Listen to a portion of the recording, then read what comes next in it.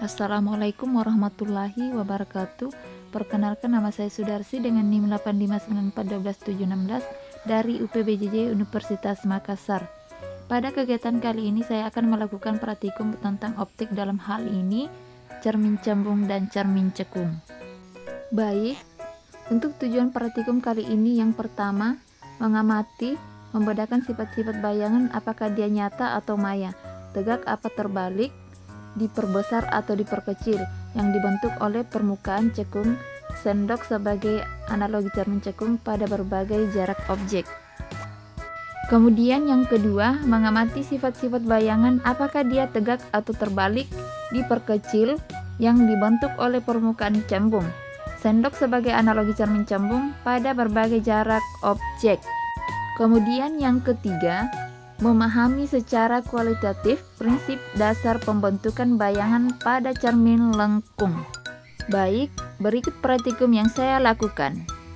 Untuk alat dan bahan yang diperlukan, yang pertama adalah sendok logam bersih yang permukaannya cukup mengkilap, kemudian lilin kecil atau senter kecil juga boleh sebagai objek, dan ruangan yang sedikit gelap untuk membantu melihat bayangan.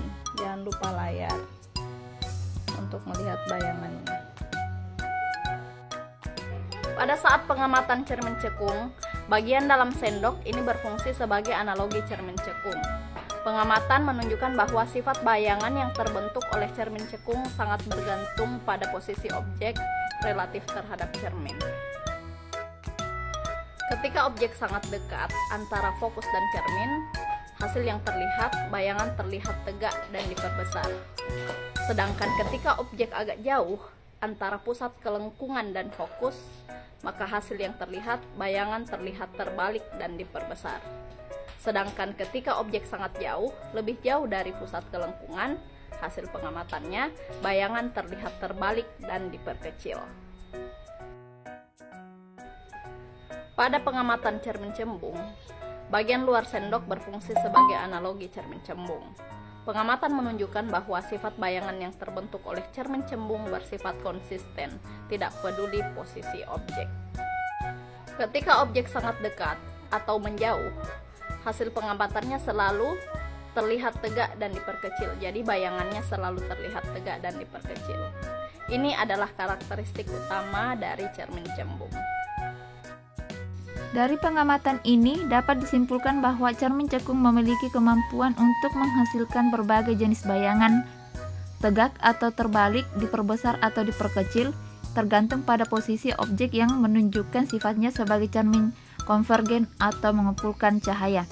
Selain itu, dari praktikum ini kita dapat memahami perbedaan mendasar dalam pembentukan bayangan antara cermin cekung dan cermin cembung. Cermin cembung menunjukkan variasi sifat bayangan tergantung jarak objek, sementara cermin cembung selalu menghasilkan bayangan maya, tegak, dan diperkecil. Pengamatan ini memperkuat pemahaman terhadap prinsip-prinsip dasar optika geometri terkait pemantulan cahaya pada cermin lengkung.